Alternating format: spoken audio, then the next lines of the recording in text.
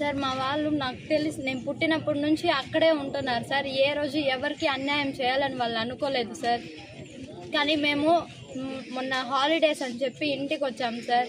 ఇంటికి వస్తే నిన్న పోలీసులు వచ్చారు సార్. నేను చదువుకుంటానని సార్ పోలీసులు వచ్చారు. ఎందుకు వచ్చారు నాకు తెలియదు సార్. ఇది గత 3 సంవత్సరాల నుంచి ఉంది సార్. వైఎస్ఆర్ ప్రభుత్వం ఉన్నప్పటి నుంచి ఉంది సార్. ఒక్కరు కూడా పట్టించుకోలేదు సార్. దీని గురించి మేము ఎంత నరకం అనుభవిస్తున్నామంటే అది మాకు తెలుసు సార్. మా బావ 10th క్లాస్లో 2nd ర్యాంక్ సార్ స్కూల్కి. ఆయన కాలేజీకి వెళ్ళట్లేదు సార్. కాలేజీకి వెళ్ళకుండా చేసి పెట్టేశారు సార్. 2nd rank sir.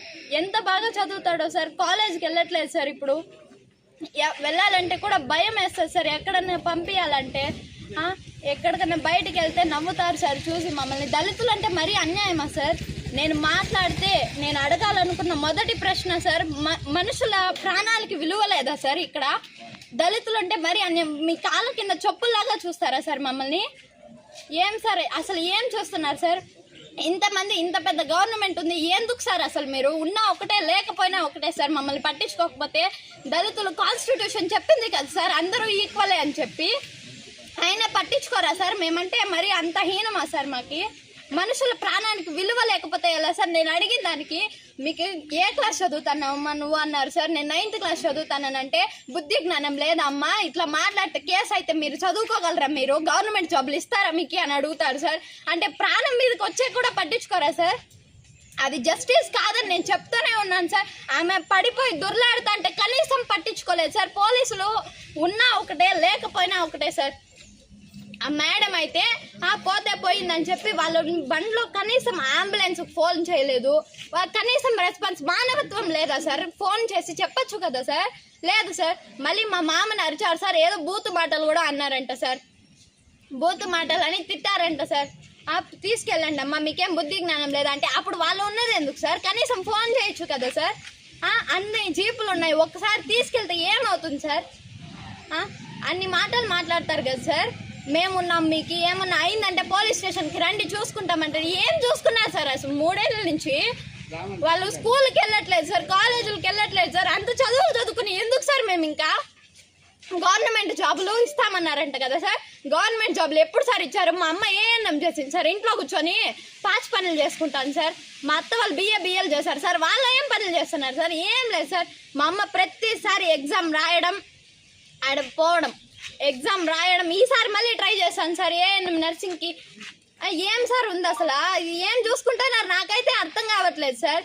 మనిషి ప్రాణానికి విలువ లేక ఆ ల్యాండ్కున్న విలువ మా మనుషుల ప్రాణాలకు లేవా సార్? దళితులు అంటే మరీ అన్యాయం. నేను చదువుకుంటాను సార్, నేను చెప్తాను సార్. ఆ జాబ్ నాకు రాకపోయినా పర్వాలేదు సార్. ఆ న్యాయం జరగాలి సార్. న్యాయము లేట్గా జరిగినా పర్వాలేదు సార్. న్యాయం మాత్రం అన్యాయం ఓడిపోవాలి సార్. నేను చెప్తాను, అన్యాయం జరగనంటే జరగకూడదు. ఆ ల్యాండ్ మాకు రావాలా, మాకు ఇల్లు కట్టించాలా. మా అత్తకి ఏమన్నా అయ్యిందంటే ఒక్కరిని కూడా వదిలేదు లేదు సార్. నేను సీఎం దగ్గర కావాలా, ప్రెసిడెంట్ దగ్గరికి వెళ్ళాలి, ఎవరి దగ్గరకన్నా నేను వెళ్ళి మాట్లాడతాను సార్.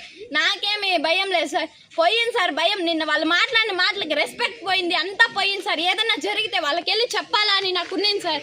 కానీ అలాంటిది ఏం లేదు సార్. నిన్న వాళ్ళు మాట్లాడిన మాటలకి మా నాన్న ముందు జరిగిన గొడవల్లో మా నాన్నకి తలకు పట్టి రాయేసేసారు సార్. ఎవరు వేసారో తెలియదు కానీ మా డాడీని చూడలేకపోతున్నాను సార్. నేను ఎంత ఆ దెబ్బకి 3 నెలలకు ఒకసారి హాస్పిటల్కి తిప్పుతున్నాను సార్. ఇప్పుడు మా డాడీ వాళ్ళ నడిచే కావట్లేదు సార్. తల తిరుగుతానంటున్నారు సార్.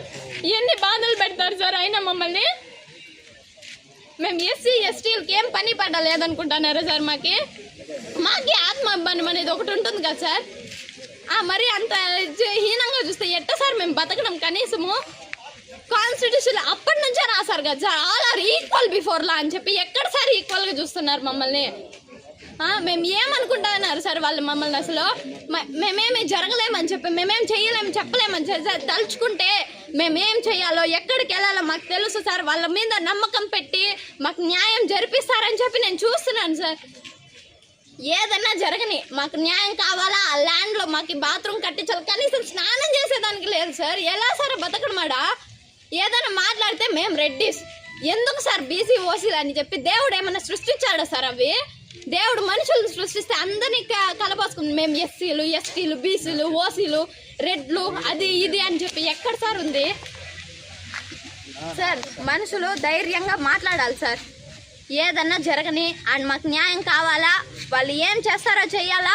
మా అత్తకేమన్నా కానీ మా నాన్నకేమన్నా కానీ మళ్ళీ చూస్తాను సార్ వాళ్ళ కథ. నేను ఎక్కడికి వెళ్ళాలో నాకు బాగా తెలుసు సార్. నేను అక్కడికి వెళ్తే సుప్రీం కోర్టుకి వెళ్ళమంటారా, వెళ్తాను సార్. నేను వెళ్ళి మాట్లాడి నేను న్యాయం జరిగేంత వరకు పోరాటం చేస్తాను సార్.